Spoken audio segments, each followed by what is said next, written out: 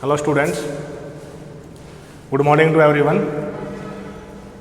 Today we are going to discuss topic that is area of triangle. Class plus 2 NCERT, area of triangle chapter number 4, that is determinate, and we have to find out the area of triangle using determinate. Means determinant का प्रयोग करके हम area of triangle find out करेंगे। Area of triangle के फॉर्मूले आप 10th class में अच्छी तरह से चैप्टर नंबर 7 में कर चुके हैं कि how to find area of triangle. जो किसी भी ट्रायंगल के जितने वर्टिसेस गिवन हैं, सपोज आपका कोई ट्रायंगल है जिसके 3 वर्टिसेस गिवन है, मान लीजिए x1 y1 that is x2 y2 and third one is that is x3 y3. If 3 vertices are given, suppose x1 y1 x2 y2 x3 y3, किसी भी ट्रायंगल के 3 vertices होते हैं, then how to find area of triangle using determinate. एक 10th class में भी आप कर चुके हैं। अब हम determinate की हेल्प से कैसे एरिया फाइंड आउट करें उसके बारे में बात करेंगे। तो एरिया को हमेशा हम किससे डिनोट करते हैं? मोस्टली हम डेल्टा से। This is read out as a delta. तो what will be delta? 1/2 determinate x1 y1 x2 y2 x3 y3 and last column will be 1 1 1. I am repeating this. 1/2 you have to write down all 3 vertices, then third column will be 1 1 1. Then solve this 3/3 order determinate and answer will be your area of a triangle. Suppose अगर हम for example लें, exercise से first question भी बनता है इसका exercise का कि find out the area 106043. Suppose this is 10, this is 60, this is 43. Then ये आप अपनी मर्जी से किसी को भी x1 y1 x2 y2 या x3 y3 कंसीडर कर सकते हैं, that is not a problem. Means this is 10, आप यहाँ लिखिए 60 और आप यहाँ लिखिए 43। उसके बाद हम इसको एक्सपेंड कर लेंगे। किसके थ्रू एक्सपेंड कर लो? आप इसको रो 1 के थ्रू एक्सपेंड कर लेंगे। ये ऑलरेडी हम डिस्कस कर चुके हैं एक्सपेंड कैसे करना है डेटर्मिनेट को। तो इसमें क्या आएगा? 1 मल्टीप्लाई, ये रो और कॉलम ड्रॉप कीजिए, 0 × 1 0 -3 × 1 3 -0। अब ये माइनस का साइन क्यों लगाया ये भी हमें पता है कि इसकी पोजीशन क्या है, 2 1 है, सॉरी 1 2 है इसकी position. First row second column, तो इनका सम होता है 3 and 3 is a odd number. तो 0 × 6 × 1 6 -4 प्लस 1 × इसका देखिए 6 × 3 18 -0। अब जो एलिमेंट 0 है उसको तो कैलकुलेट करने की ज़रूरत ही नहीं है, उसका आंसर आपका ऑलरेडी क्या हो जाएगा? 0 हो जाएगा। तो 1/2 0 -3 -3 × -3 and that is plus 18 -0 plus 18। तो दैट इज 1/2 × 15 7.5। अब एरिया है तो आंसर क्या लिखा जाएगा आपका? स्क्वायर यूनिट इसका आंसर लिखा जाएगा। ओके स्टूडेंट्स, अब ये हुआ एरिया। अब एक चीज़ और जो बहुत ध्यान रखनी है आपको कि हो सकता है इसका डेटर्मिनेट माइनस में भी आ जाए। क्या आ जाए? डेटर्मिनेट कैन बी नेगेटिव। तो डेटर्मिनेट अगर नेगेटिव हो सकता है तो आपको जो आंसर लिखना है वो हमेशा क्या लिखना है? Positive, because area of a triangle can not be negative. Area of triangle आपका कभी भी नेगेटिव नहीं हो सकता। तो if answer of your determinant while calculating this is a negative number, then you have to just convert that into positive number and write down. Okay, means अगर answer negative आता है तो आप उसको पॉजिटिव करके अपनी तरफ से उसका आंसर हम हमेशा क्या लिखेंगे? पॉजिटिव में लिखेंगे। तीसरी चीज़ है इसी तो के अंदर कि कोलिनियर पॉइंट्स क्या होते हैं। ये सभी चीज़ें 10th क्लास में आ चुकी हैं। Collinear points, if area of triangle is 0 then those points will be collinear.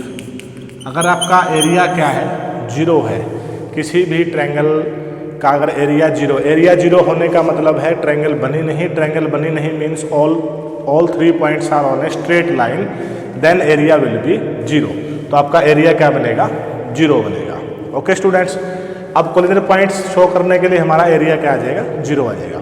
अब क्वेश्चंस की बात करते हैं। सेकंड क्वेश्चन है एक्सरसाइज का। फर्स्ट क्वेश्चन के 3 पार्ट्स हैं, वो आप आसानी से उनको कर लेंगे।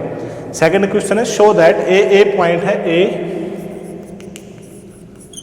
बी प्लस सी, बी आपका जो वर्टिसेस है that is B C plus A, और जो सी है आपका that is C A plus B.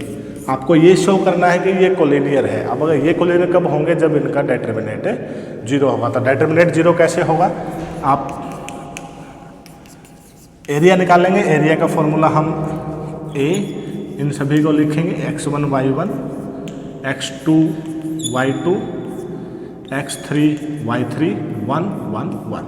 अब आपको ये देखना है कि इसको कैलकुलेट करने से एरिया मीन्स डिटरमिनेंट की वैल्यू 0 आती है या नहीं आती है।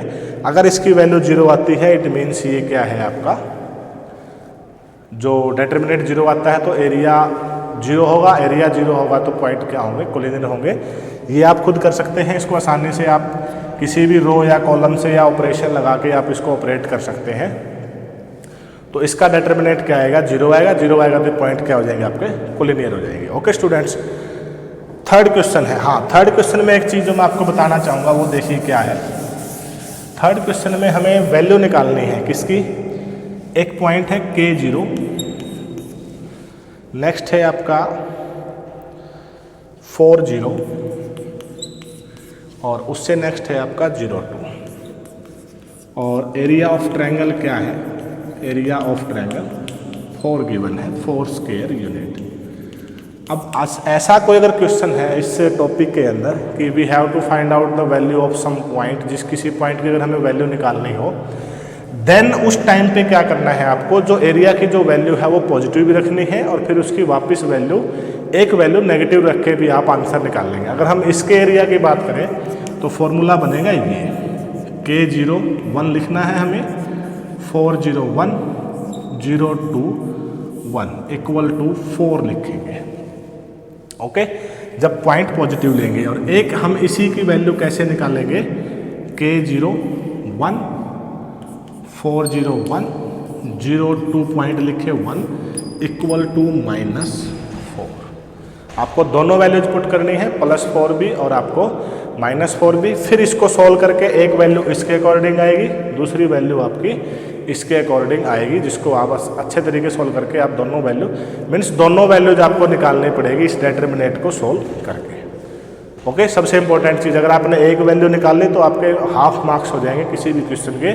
अगर वो 5 मार्क्स का it means you will get only 2.5 marks. Next question is also important question, find equation of line joining this.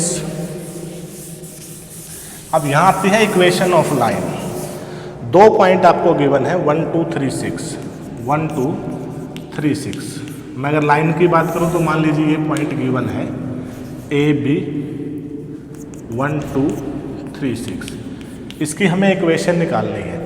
Equation निकालने के लिए क्या करेंगे, हम एक पॉइंट और ले लेंगे C और उसको हम क्या लिखेंगे, XY लिखेंगे। क्या लिखेंगे, XY।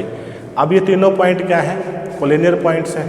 अगर पॉइंट्स कोलिनियर है तो इनका एरिया क्या होगा, 0 होगा।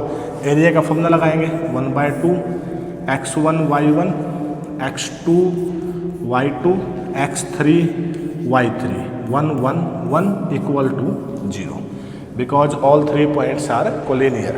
सोल्व करेंगे 1/2 आपका उस तरफ जाएगा, that will become 0 into 1/2 that is 0।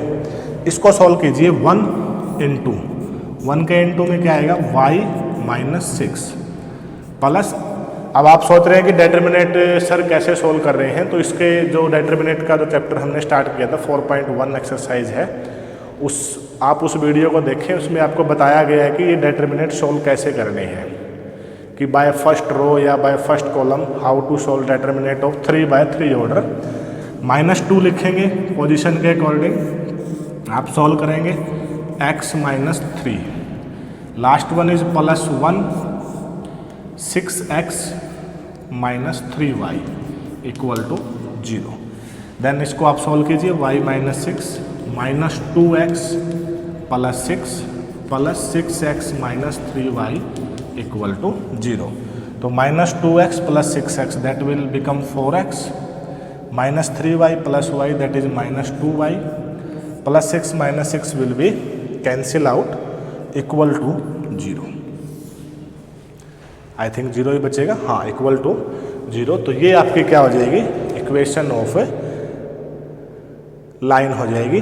कौन सी, जो किन्हीं भी दो, मतलब मीन्स अगर if you have to find out equation of a line joining 2 points, then you will consider एक अनदर पॉइंट सी और whatever else you want to write, and that you have to write x y, then solve this by method of area using determinants. Last question is that if area of triangle is 35 square unit with vertices this, then find that this is the same question of third। ये बिल्कुल third question है। हाँ, ये आपको ध्यान रखना है, एक बार आपको +35 वैल्यू कंसीडर करनी है और नेक्स्ट टाइम आपको क्या कंसीडर करनी है, -35 वैल्यू। अब ये प्लस और माइनस क्यों लेते हैं ये भी मैं आपको ऑलरेडी बता चुका हूँ कि जब क्वेश्चन को हम सॉल्व करते हैं तो हो सकता है डिटर्मिनेंट का जो आंसर है वो माइनस में आ जाए, तो हम लिखते क्या है फिर उसको प्लस ही लिखेंगे, because area of any triangle can not be negative. Area आपका कभी भी नेगेटिव नहीं हो सकता। ओके स्टूडेंट्स, तो ये आपका एक्सरसाइज थी 4.3। In next exercise we will discuss about minor and cofactors. Exercise जो आपका नेक्स्ट टॉपिक जो रहेगा माइनर्स एंड कोफैक्टर्स का रहेगा इसी चैप्टर के अंदर। चैप्टर नंबर जो हम 4 डिस्कस कर रहे हैं, determinant. Okay, thanks and have a good day.